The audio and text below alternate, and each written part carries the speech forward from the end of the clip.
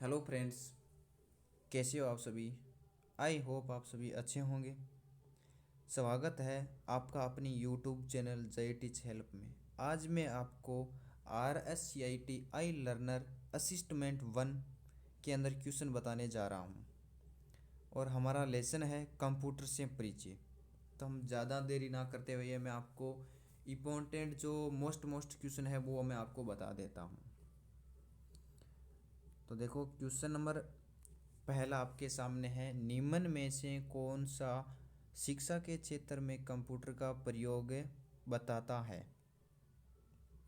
शिक्षा के क्षेत्र में कौन सा कंप्यूटर आपका ज़्यादातर उपयोग बताते हैं। ठीक है, ऑनलाइन शिक्षा के अंदर कंप्यूटर का उपयोग ऑनलाइन शिक्षा में होता है। स्मार्ट क्लास, डिजिटल लाइब्रेरी, इन तीनों के अंदर कंप्यूटर का उपयोग होता है, यानी इसका करेक्ट आंसर होगा उपयुक्त सभी।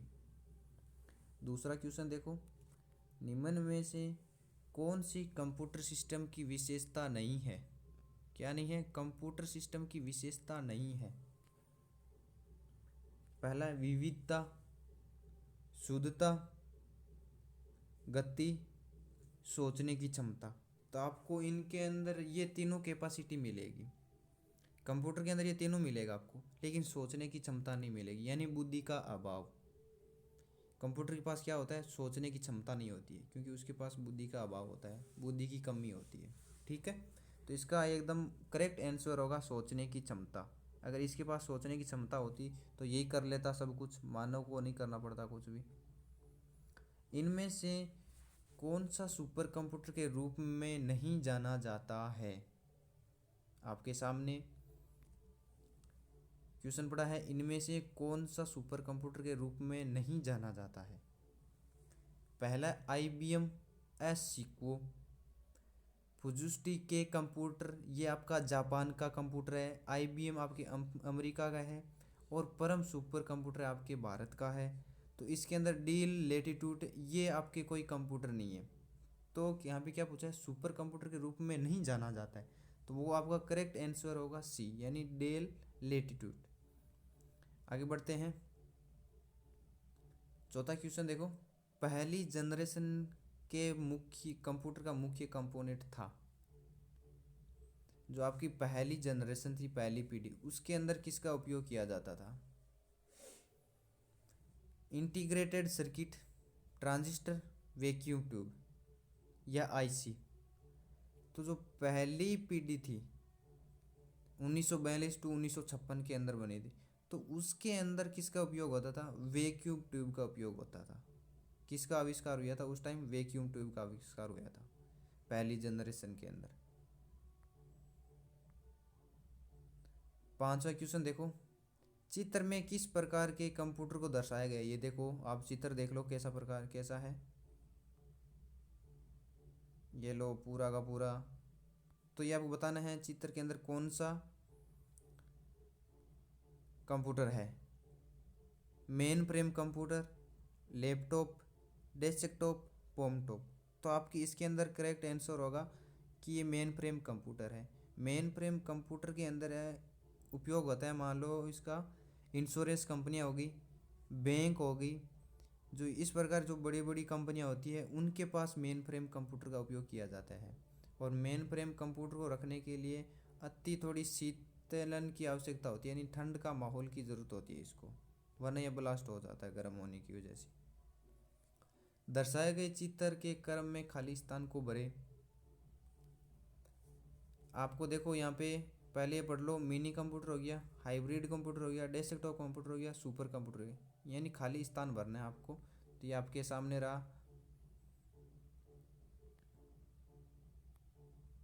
कंप्यूटर देखो, एनालॉग कंप्यूटर, डिजिटल कंप्यूटर। यहाँ पे देखो कौन सा है? डिजिटल के बाद आता है हाइब्रिड कंप्यूटर।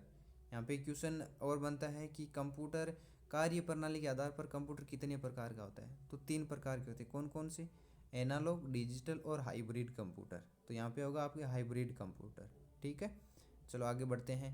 यहाँ पे देखो हमने कुछ छठा कर लिया। अब देखो 7वां क्वेश्चन देखो, दर्शाए गए चित्र के क्रम में खाली स्थान को भरे।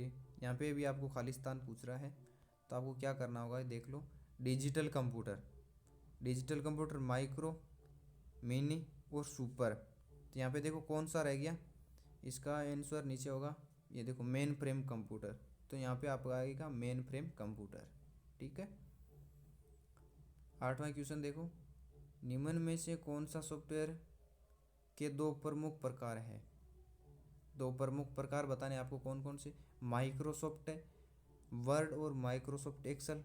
ये आपके सॉफ्टवेयर नहीं है। ठीक है। और एक और जावा, ये आपकी लैंग्वेज होगी। सिस्टम सॉफ्टवेयर और एप्लीकेशन सॉफ्टवेयर, ये आपके दो सॉफ्टवेयर है। ठीक है। फिर एप्लीकेशन सॉफ्टवेयर के अंदर आता है माइक्रोसॉफ्ट, माइक्रोसॉफ्ट ऑफिस आता है। माइक्रोसॉफ्ट ऑफिस के अंदर माइक्रोसॉफ्ट वर्ड और एक्सेल आता है। ठीक है। तो इसका करेक्ट आंसर होगा सिस्टम सॉफ्टवेयर और एप्लीकेशन सॉफ्टवेयर। 9वां क्वेश्चन देखो, कंप्यूटर घर में निम्न में से किस परियोजनाओं के लिए इस्तेमाल किया जा रहा है। मनोरंजन, सामाजिक मीडिया, स्कूली बच्चों के लिए होमवर्क, उपरोक्त सभी। देखो घर के अंदर तो हम कंप्यूटर के सारे यूज करेंगे। हमको गेम खेलना है गेम खेलेंगे, सामाजिक मीडिया मूवी देखनी है, या हमको फेसबुक इंस्टाग्राम जो भी चलाना है हम चला सकते हैं। स्कूली बच्चों के लिए होमवर्क, अगर हमको घर पे पढ़ना है तो हम कंप्यूटर की सहायता से पढ़ सकते हैं। तो इसके अंदर आपका होगा डी, यानी उपरोक्त सभी। प्रिंटर इनमें से किसका उदाहरण है। प्रिंटर देखो इनपुट होगा, आउटपुट होगा, या प्रोसेसिंग होगा, या स्टोरेज होगा।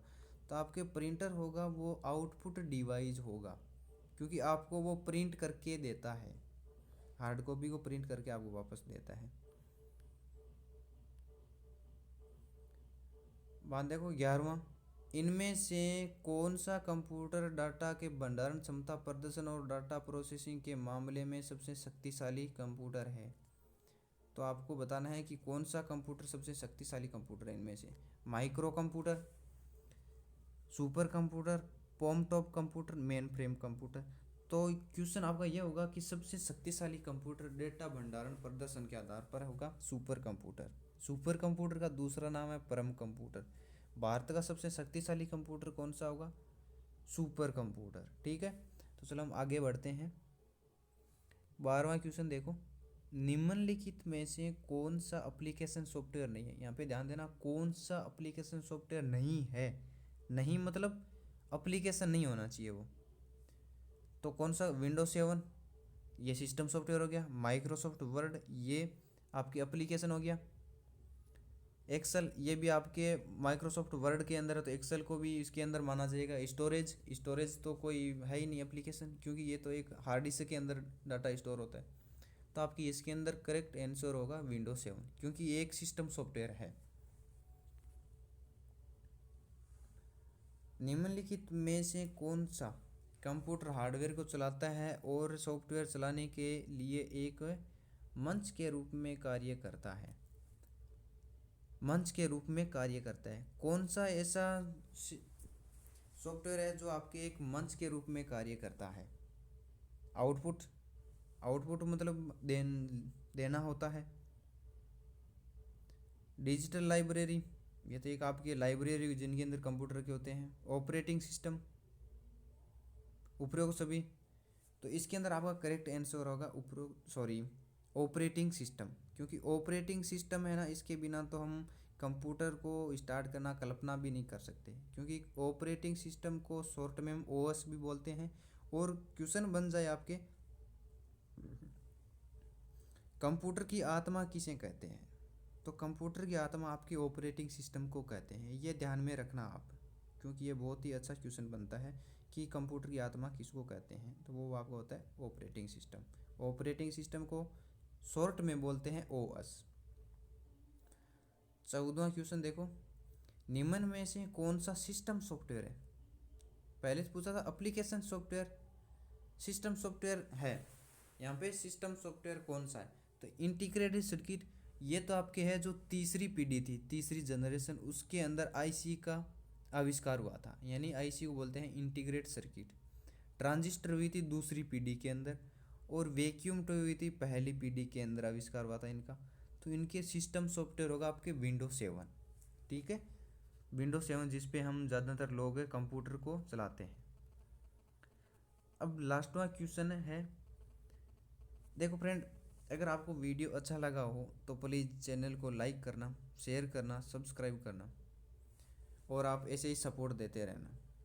एक आउटपुट डिवाइस का उदाहरण है, आउटपुट डिवाइस बताने, सुपर कंप्यूटर, भारत का सबसे शक्तिशाली कंप्यूटर हो गया सुपर कंप्यूटर। प्लोटर, प्लोटर हो गया। अब आपके मैं बताऊं कि प्लोटर क्या चीज़ होती है।